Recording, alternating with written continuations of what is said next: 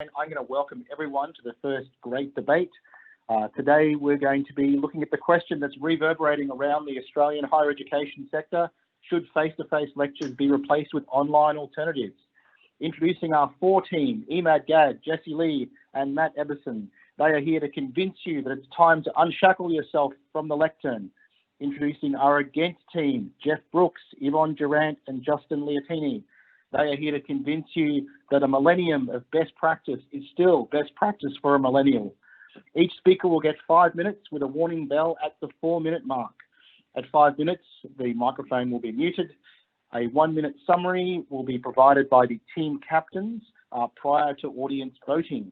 Now, during the debate, please contribute your thoughts and your experiences and any sledges you like via the Q&A feature. After a virtual coin toss, the 4 team will be kicking things off. Emad, can you please come to the floor? Thank you, Brenton, and good morning, everyone. The question today is, should face-to-face lectures be replaced with online alternatives? It is not, should lectures be removed? It's also not whether all teaching should be online. Not at all. The focus of this morning is just on face-to-face lectures. First, I'd like to acknowledge that the background behind me has been prepared by Matt, who's obviously multi-talented. I also would like to acknowledge my team members, Jesse and Matt, who will provide the intellectual grunt for the four arguments. So please don't make up your mind until you hear them. Most of us have become academics because we have a passion for teaching, interacting with our students. So we'd like to connect with them, know them by name, seeing them mastering new skills. But this does not happen in lectures, especially with large classes. We also like our students to work together and learn from one another and grow together. But again, lectures are not normally the place for this. Nowadays, many of our lectures are attended by about 30% or less. This is not unique to Swinburne, but it's common across the country. Students are telling us loud and clear, they like to come to tutorials, they like to come to labs, but not so much to lectures. It's up to us to find better ways to engage with them and create the learning and teaching environment that is not face-to-face lectures. My esteemed colleagues on the against side will try to convince us otherwise. They will probably tell us about the great orators amongst us. Yes, for sure, but not all of us have the charisma of an elite hockey player in Geoff Brooks. Many of us would wish to have a lovely French accent that is of Yvonne, that students can listen to for hours. Obviously, in this current environment, one has to be very careful not to make any career-limiting comments about French accents. But I have learned French for 3 years. Believe me, I did study French for 3 years, and you can hear my absolute failure. Or they will tell us students will miss out on the spontaneous, intelligent wit of somebody like Justin Leontini. But I would say that lectures provide the least opportunity for such interaction. I would say we should reserve the valuable face-to-face time for involving our students. From a student's perspective, imagine this. They like to listen to you in any place, in any time, with whoever they like. Students would like your quality online records to be available on demand, just like Jay-Z or Pavarotti, if you are so inclined. I could see that the best of Leontini being a Christmas craze in the near future. If I put my academic hat on, imagine all the space we would have if we could convert our lecture theatres to workshops, labs, quiet study areas where students can hear the latest release from Brooks. Benjamin Franklin once said, "Tell me and I forget, teach me and I remember, involve me and I learn." So I put it to you all, let's make face-to-face great again by having quality involvement with our students on campus. Thank you. Emad, I would like to call Geoff Brooks to the stage. Hello, everybody. This is a wonderful debate. I'm looking forward to it. I think Emad has made a good start, but I think we need to look beneath the arguments that he presented and think a little bit about the motives. And one thing you need to understand is that Emad is a civil engineer, that's true, but he's a particular type of civil engineer, a structural engineer. And this really comes down to he loves pouring concrete. Basically, what he loves most is putting concrete into the ground and then cutting bits out of it and testing it and see how it breaks. That's called the Smart Structures Laboratory, right? That's basically what's going on there. And I think he's underneath all of this is a desire to fill in the bottom of the EN building with concrete. Essentially, he would like to see the EN building last for 1,000 years. And what better way than at fully concreting those lovely lecture halls?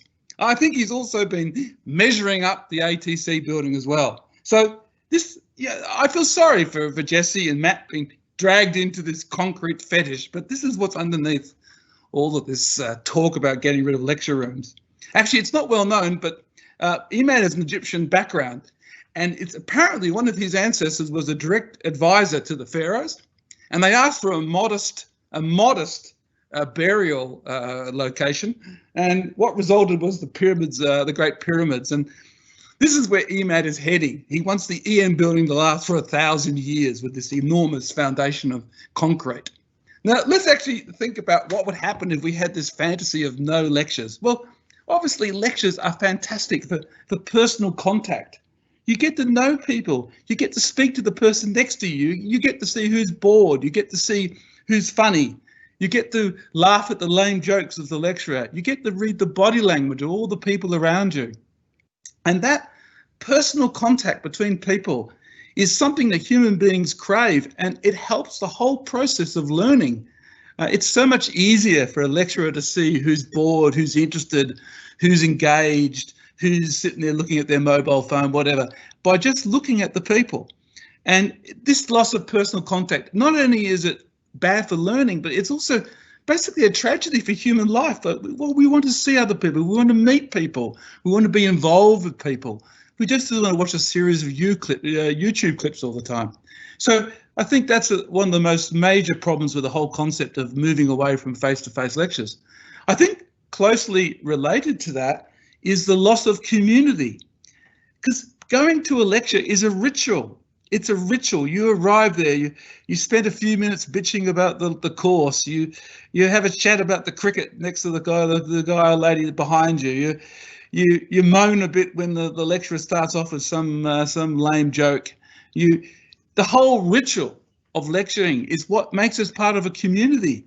It's like taking away going to the football game, or taking away attending the wedding. It's a rich part of our life is to be involved with this ritual. And the loss of community, quite apart from the loss of learning, which is another issue that my colleagues Justin and Yvonne will concentrate on, but quite apart from that, I'd like to point out to you the loss of social contact and the loss of community.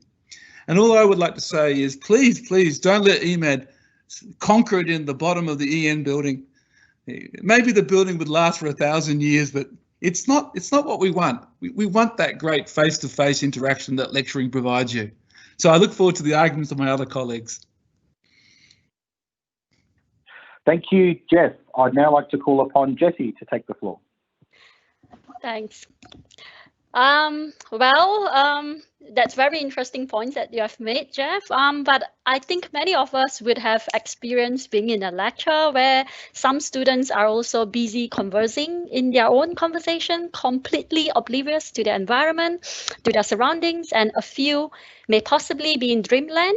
One that I had was actually snoring.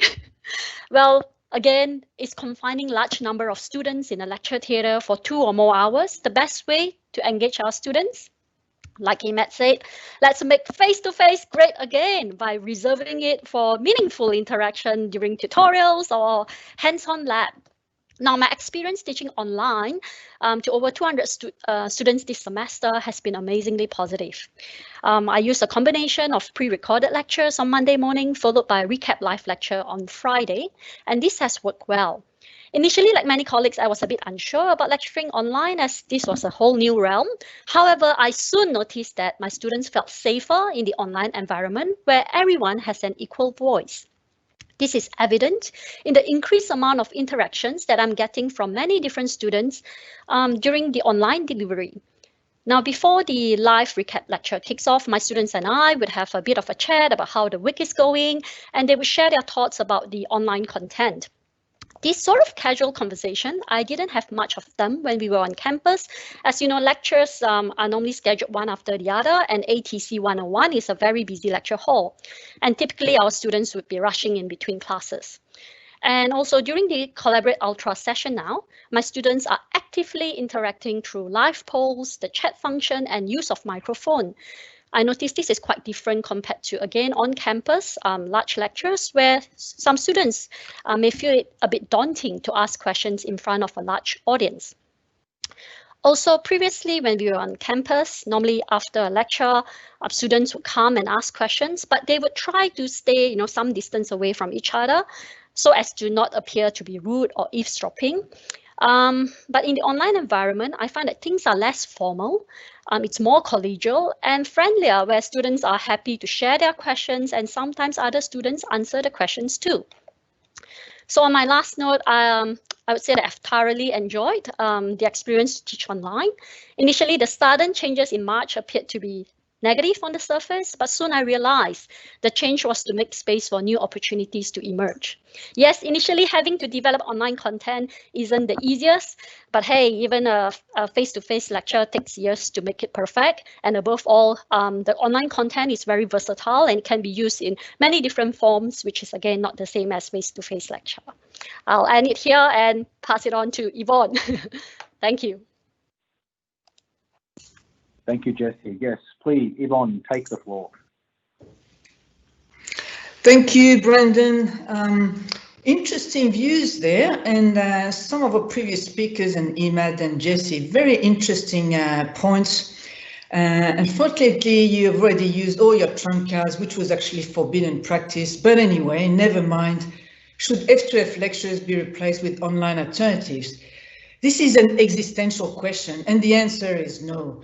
No, on the grounds of three key universally recognized pillars of human rights and values. Number one pillar, liberté. The great success of F2F face-to-face lectures in educating literally millions of people, including present company, past and current staff in NEFSET and Sweden at large, is undisputable. It comes from educate, Latin etymology. It means to bring up, or to rise up or train, mold or nourish a child, physically or mentally, to rear, train a person in learning or arts, to nourish, support or produce plants or animals. So in terms of bringing up, would you bring up your child face-to-face or rely on online kindergarten? A lot of you have worked from home this semester. Sounds familiar? Would you rather have your kids go to school and attend face-to-face classes, or stay home with you all the time and glued to the device and monopolizing space and online access? The challenge that students have with online activities and learning, distractions and time management, and really the things that came off for me dealing with international students is for them to stay motivated. So should face-to-face lectures be replaced with online alternatives? This is like being asked, should food be replaced with pills or intravenous alternatives? The answer is no way. No way, because this is about freedom, freedom of choice in your mode of education. And it's about motivation as well. Number two pillar, égalité. Emad, égalité. We're looking at online alternatives that cannot meet the learning needs of all, or the learning needs or the styles of all students. Some students, they've got kinesthetic learning preferences. So getting rid of face-to-face lectures and on-campus activities will deny a wide range of learning opportunities to many students. But the big assumptions made by online alternatives is that each student has access to hardware, software, connectivity, study space, that study bubble, and can solve all the related technical issues. We all know that is not the case. In particular, 0 internet access is equal to 0 online alternative. Isn't that disabling? Even if you do not have even if you do have internet access, then the most glaring deficiency of online learning is the lack of opportunities for hands-on learning, especially in complex STEM subjects such as science and engineering. So should face-to-face lectures be replaced with online alternatives? This is like being asked, should public transport be replaced with connected automobiles? Or should going on holidays or future travel opportunities to the moon or Mars be replaced with only holodeck alternatives? The answer is no way, because this is about fairness and it's about equity of access. And finally, the number 3 pillar, this is the red one. Remember, the first one is blue, second one is white, the last one is red. Fraternité. Fraternité, my friends, face-to-face education started at least 35,400 years ago and has evolved from drawing and painting in caves, storytelling around a campfire, and to now face-to-face lectures, forums, etc. The problem with online learning, as Geoff mentioned, is a lack of in-person interactions and human connect. Excessive online learning alternatives can lead to ostracism, oblivion, and obscurity. How many likes or downloads or whatever do we get these days? This is a big fight, just putting stuff online to be a celebrity or whatever. The problem with online learning is a lack of collaborative learning, teacher supervision. Face-to-face learning provides authentic networking opportunities for students. We are, after all, carbon-based living organism, not cybernetic organism. So should F2F lectures be replaced with online alternatives? This is like being asked, should going to the footy or playing team sport with your mates be replaced with potato couch online viewing? The answer is no way, because this is about friendship. In summary, keep face-to-face, as I'm sure you believe in freedom, fairness, fellowship, and friendship. And you like your food, and you enjoy some footy. Thank you. Thank you so much, Siobhan. I will now call on Matt Emerson.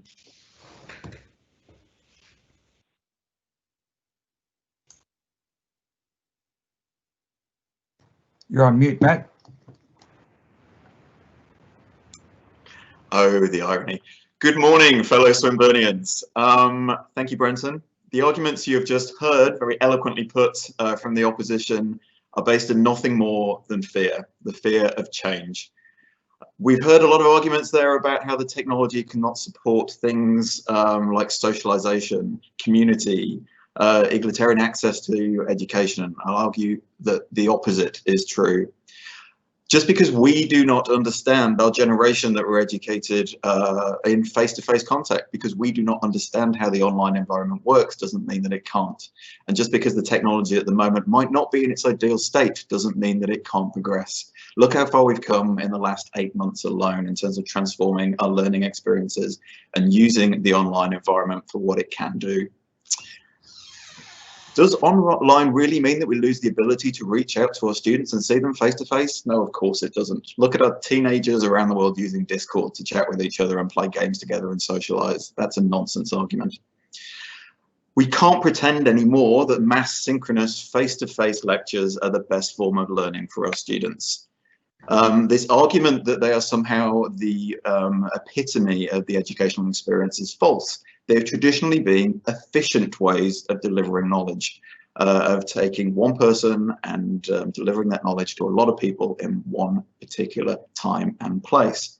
But with the constraints that we now face in our world, even that assumption must now be questioned. For example, our physical resources constrain us. We all know that timetabling is a complex activity when we have so many lecture theatres.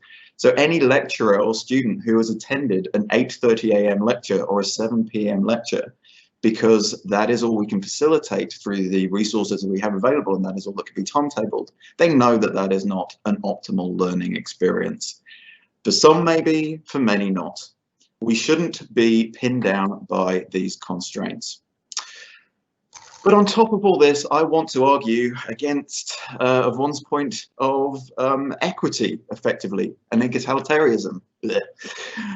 The equity of access to good education for all is what we should be considering, and online is the way to provide that. Education is not a positional good for the elite few. It is not for us to provide a sacred experience to the few that can access it. Education is everybody's right. Everybody should have the ability to improve themselves through learning. Insisting on delivering volumes of face-to-face lectures demands that students make huge sacrifices in their life. They must travel to attend campus. They must take out huge periods of time in their lives just to attend those lectures, when that time could be spent doing other things, such as working to support their families, or indeed just being there with their families. They must sometimes relocate from our rural communities to expensive cities such as Melbourne in order to seek education. Geoff argues that the ritual of the lecture is somehow sacred, but think of all of those who we are denying access of education to by insisting that they attend campus, those remote communities, those young families who can't take the time away from raising children, those who need to work a job in order to continue to support themselves and those dependent upon them. Indeed, I would say we have a duty to open up education to those people. We do that through making our knowledge available online and not insisting that people come to us. We're not advocating here the elimination of face-to-face contact with our students, but providing options. And we acknowledge that that face-to-face time is incredibly precious, so we use it properly.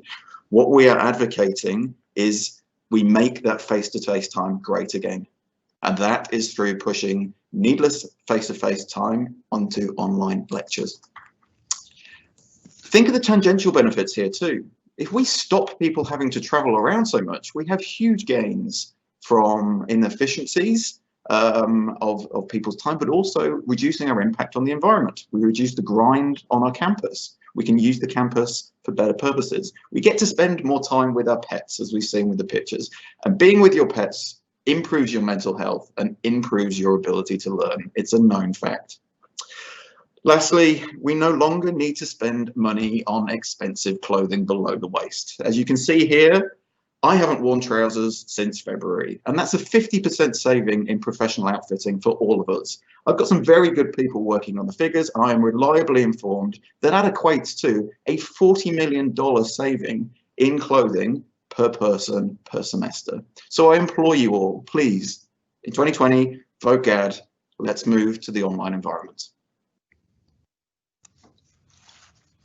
Thank you. I'd now like to call our final speaker.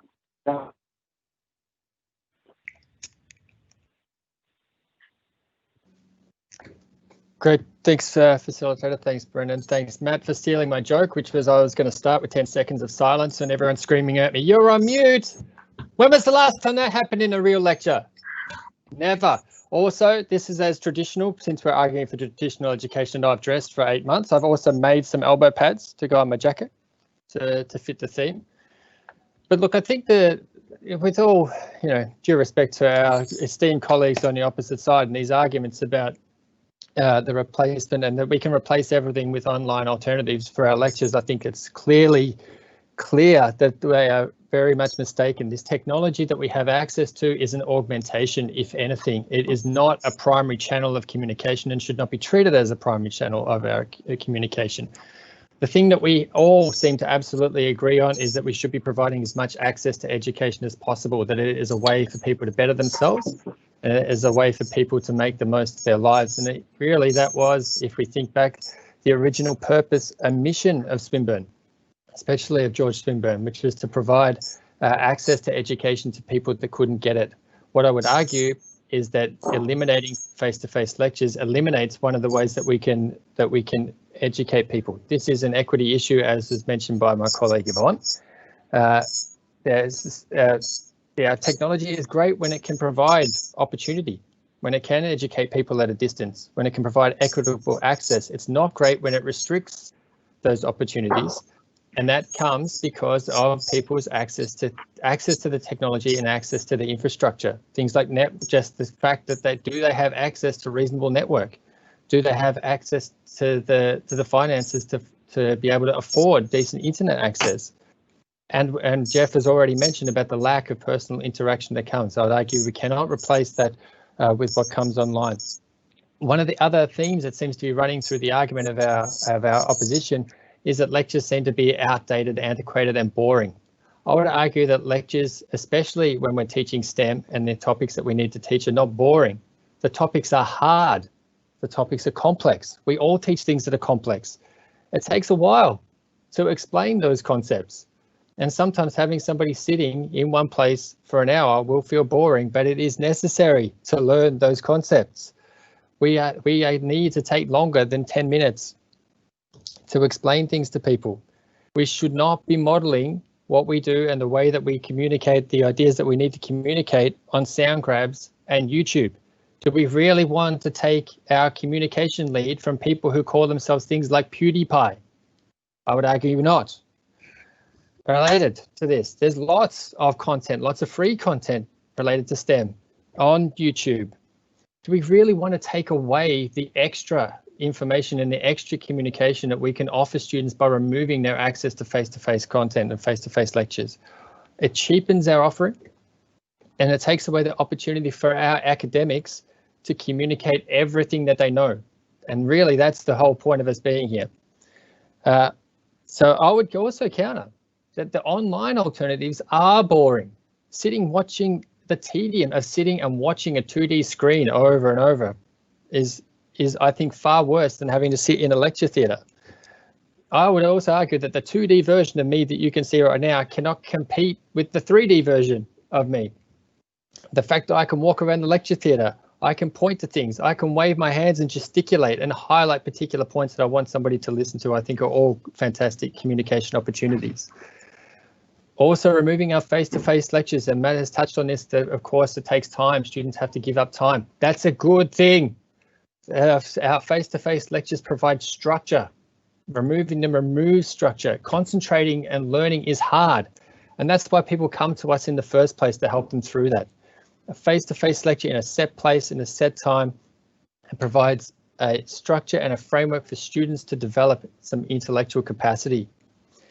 I would argue that students can be inspired by our academics, by academics who are thinkers, who are practitioners, who are thought leaders in their field, who are passionate about their craft and their discipline, and who can help to lift students over that boredom and tedium of getting to something that is hard to get in the first place and that is worthwhile getting to. Our academics can drive students to intellectual places that they may themselves not have thought possible, and that is almost impossible to replace with the online alternatives that are available to us. So to finish, what I would say is that face-to-face lectures are still the best way to ensure that we communicate complex ideas with the most bandwidth that we have available. Removing them limits our academics' abilities to share all that they know, and I think that's just a disservice to our students. In times when our world is drowning in misinformation, our face-to-face lectures can be a well-informed lifeline. I rest my case.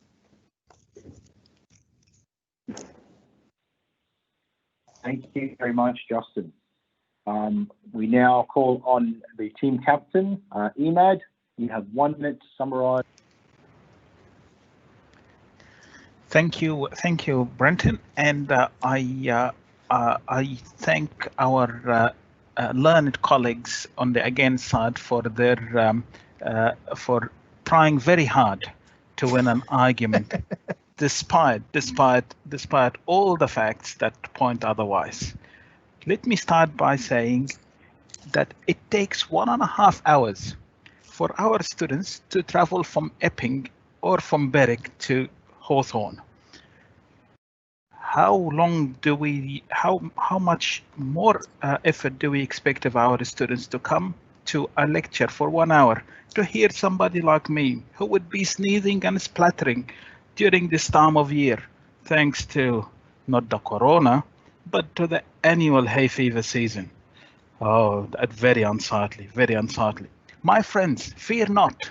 The ATC building will not be the next obelisk. We have forgotten how to build them so far. So fear not, fear not. Fear not that your freedom will be taken away from you. You do not have to go out and fight for it. Yvonne put to us that your freedom might be taken away from you. Indeed, we want to remove the shackles of lectures, the timetabling of 8:30 classes and 7:30 classes. We want to give that time back to you and to our students to engage, to learn, to spend time, quality time with you in 3D. With that, I thank you, and I ask you to vote for yes.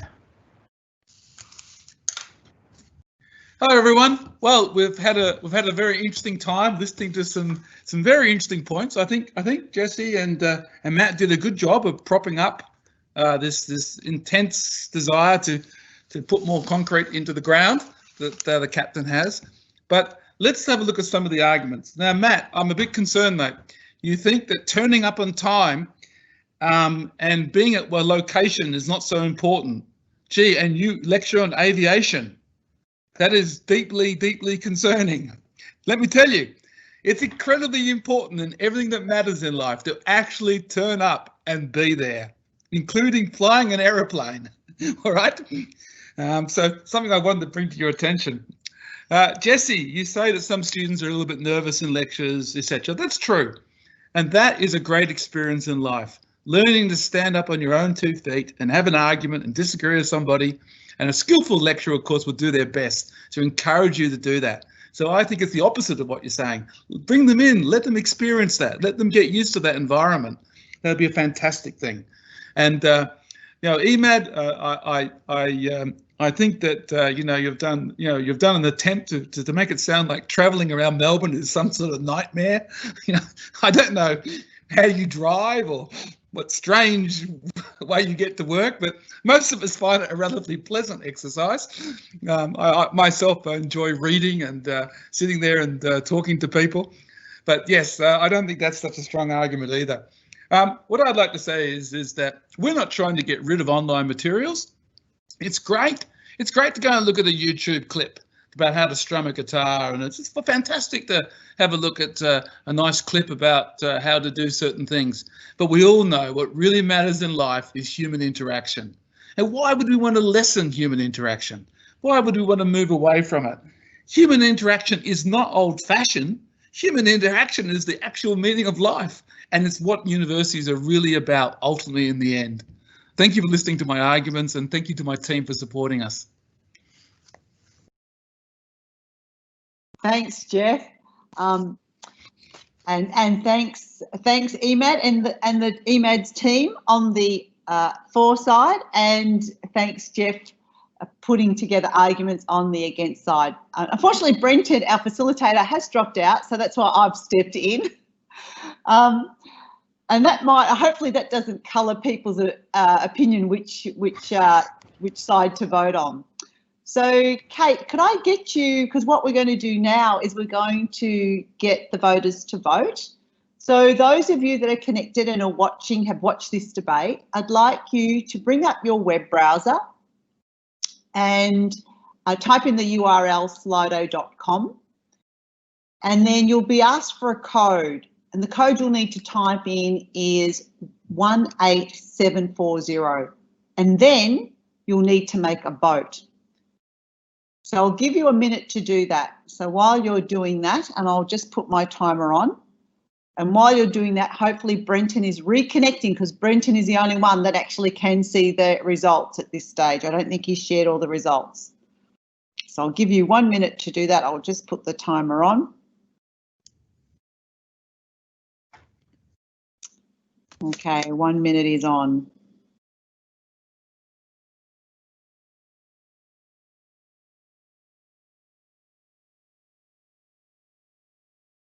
I'm hoping people can go into their browser and type that in. I hope that is working for most people.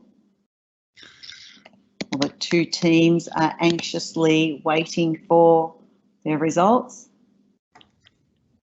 Are we allowed to dispute the voting process?